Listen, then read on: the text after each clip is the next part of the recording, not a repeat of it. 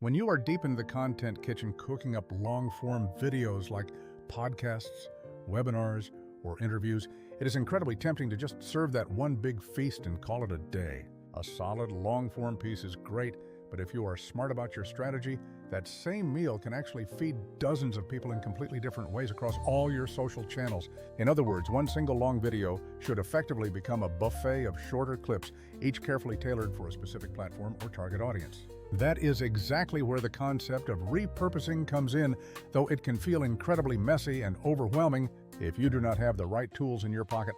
Today, I want to walk you through a few effective AI workflows and share exactly why Vizard has become my personal go-to for turning that long-form content into high-performing short clips. We are going to look at how to get those clips scheduled, organized in a calendar, and published without that usual nagging production headache. First, let us talk about why the actual clip selection process matters so much, especially when you are trying to scale your output. There are plenty of tools that handle parts of this job fairly well, but they often struggle to do everything at once. I used to spend my time juggling a handful of different apps just to get a single project finished, one for finding the highlights, one for styling, and another for scheduling. That scattered approach definitely works, but it is clunky, inefficient, and honestly quite annoying when you are trying to scale your channel properly. Take Opus Clip, for example, which is quite neat because it actually scores snippets by their supposed virality potential.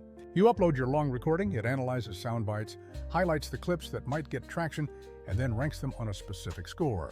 That scoring idea is super appealing if you are trying to pick winners fast because it feels like a genuine shortcut to success. However, that specific tool has some real limits, especially when you want to style your clip beyond basic fonts and colors. It is also quite rigid on formats, mostly sticking to vertical, so if you need landscape for YouTube, you are stuck doing extra work. Then there is the other camp of tools that give you more creative freedom, like advanced layouts, fonts, and captions. Those are great for aesthetics, but the trade-off is often that their clip selection is not very thoughtful or data-driven.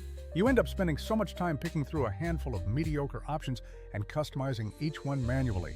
In short, you either end up with smart selection and limited customization, or you get full creative control, but weak selection capabilities. And let us not even get started on the nightmare of accurate captions, which are non-negotiable since people scroll with sound off. There are caption-first tools that are astonishingly accurate, but some of them are mobile-only or require slow manual workflows. So you end up bouncing between apps to create the final styled clip, which really sounds familiar if you have tried to build your own repurposing pipeline. Enter Vizard, which for me feels like someone finally built a realistic one-stop kitchen that understands both taste and timing. Vizard feels like a human-friendly app with no over-engineered nonsense, bringing together the steps that used to force me into an inefficient chain of tools. First, let's talk about Vizard's auto-editing for viral clips, which is not just about grabbing loud moments. The AI is tuned to find parts that actually land, like concise takes, emotional beats, punchlines, and key insights. You get a curated shortlist that is ready to post, or super easy to tweak, which saves so much time compared to sifting through hours of footage.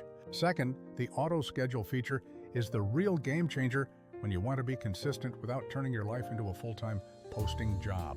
You set your cadence, let the AI populate those slots with clips from your library, and it handles the rest. For creators who juggle multiple channels or entire teams, this removes the need for manual scheduling at midnight. Third, the content calendar gives you a single place to see, edit, and publish everything, which is the difference between chaos and strategy. You can organize clips, rearrange a week's worth of posts, and swap thumbnails without leaving the dashboard. That level of control means you spend less time moving files around and more time creating the next great long-form piece. Now, Vizard is not trying to be a flashy design tool with infinite gimmicks, but instead focuses on giving you smart defaults and the right amount of customization.